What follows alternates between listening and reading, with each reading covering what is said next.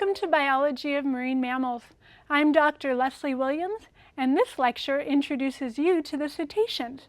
Now, the cetaceans are the group of marine mammals that we know as dolphins, whales, and porpoises.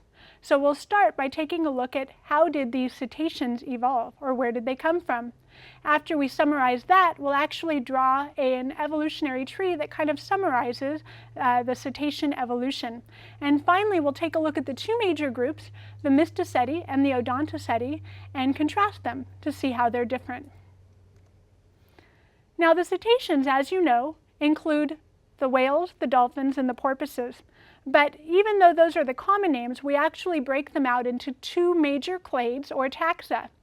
The Odontoceti, you've already learned, are called the toothed whales, and the Mysticeti are the baleen whales.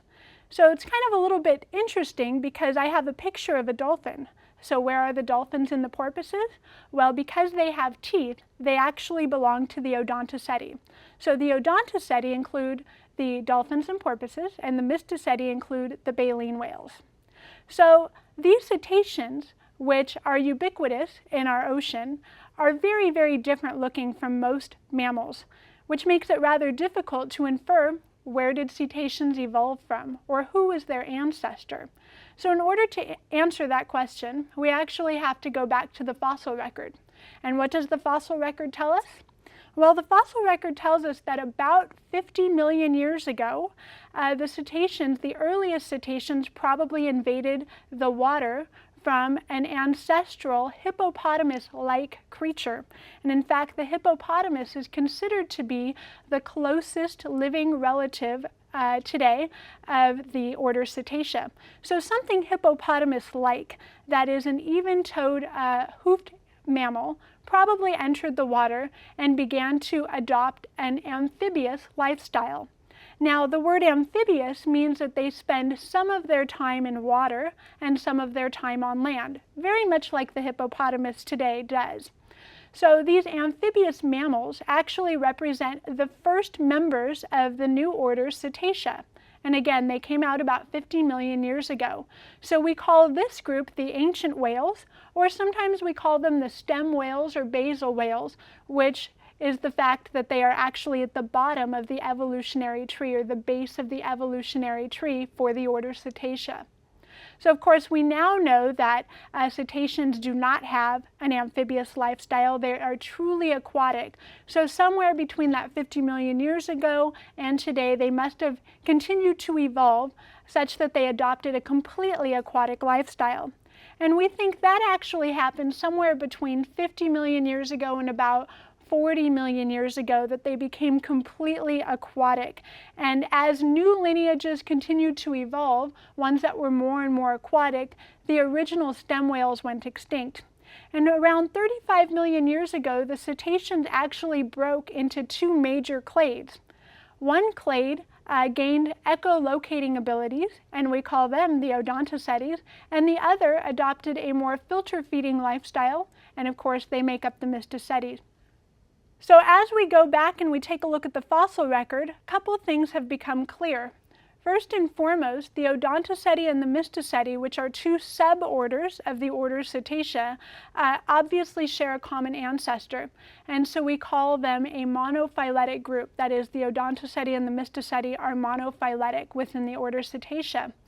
And more interestingly, somewhere around 35 million years ago to 30 million years ago, we saw a rapid speciation. That is, each clade, the Odontoceti and the Mysticeti separately, rapidly speciated.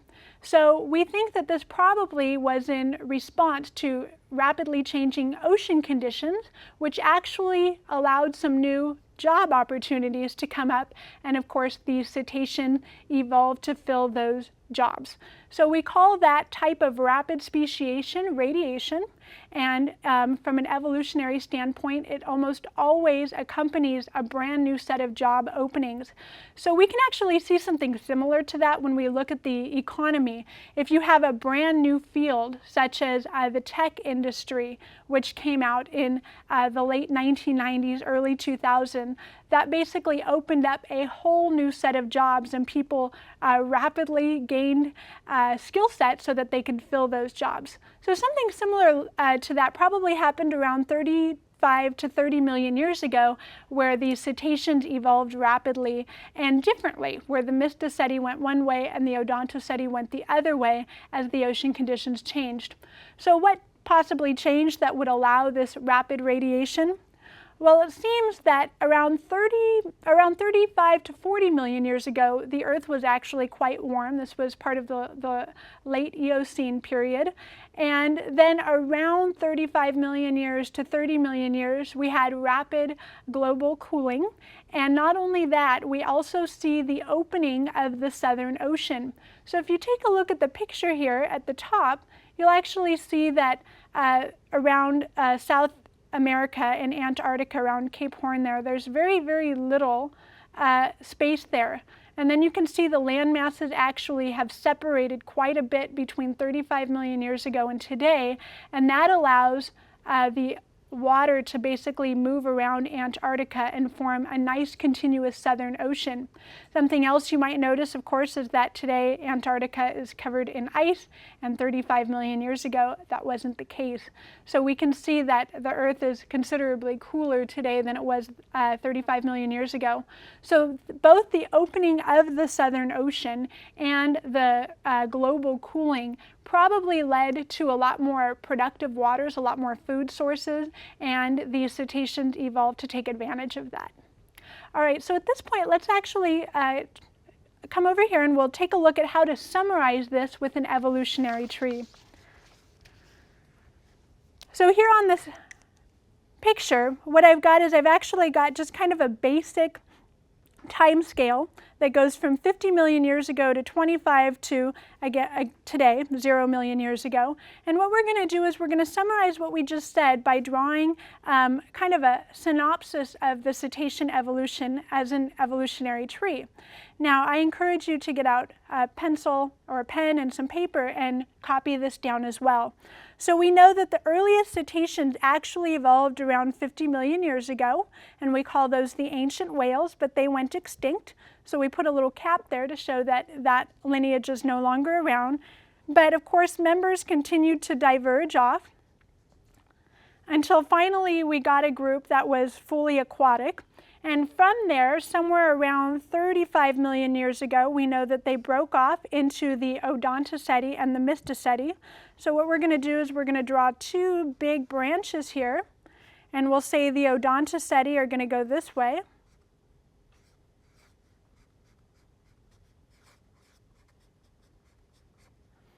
And we'll say the Mysticeti are going to go this way.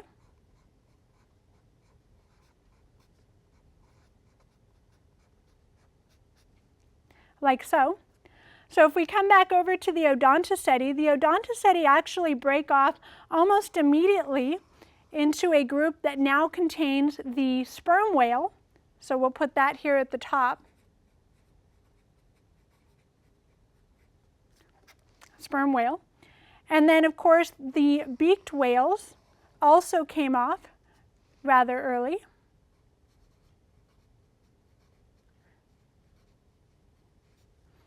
And both the sperm whale and the beaked whales are still members of the Odontoceti. And then somewhere around 25 to 20 million years ago, the rest of what we know as the Odontoceti basically came up.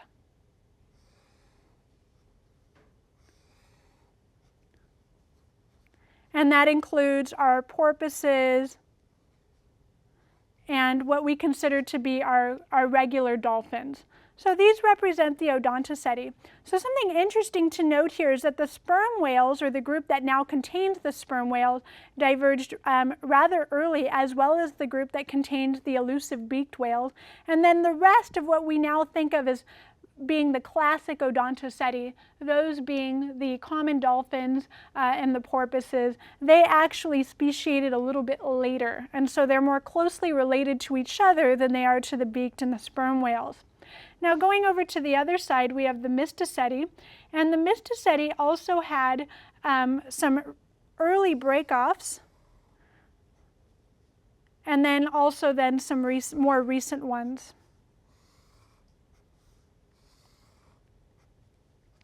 So these represent over here the Mysticeti. And of course, the earliest ones are going to be the right whales and the bowhead whales. And then these all represent like the blue whale, the minke whales, the fin whales, and some of the ones that we see today. Okay, so that does a summary of basically what we're looking at for the trees. And from here, what I want to do is I actually want to now compare and contrast the differences between the Mysticeti and the Odontoceti. So take a good look at this table. You'll see we've got several characters listed, their teeth or baleen, how many blowholes they have, their size, how they forage, skull symmetry, etc. And before we actually get started on filling in this table, take a quick look at some of the Mysticeti and the Odontoceti and see if you can tell some of the major differences between these two clades. Okay, so now that you've done that, let's take a look. We'll start, of course, with the easiest, teeth or baleen. And we know that Mysticeti are defined by their baleen plate. And so you can see the baleen right here in that picture, where the Odontoceti are defined by retaining their teeth. And of course, the teeth are quite evident in this bottlenose dolphin. Now we'll move and we'll take a look at the blowholes.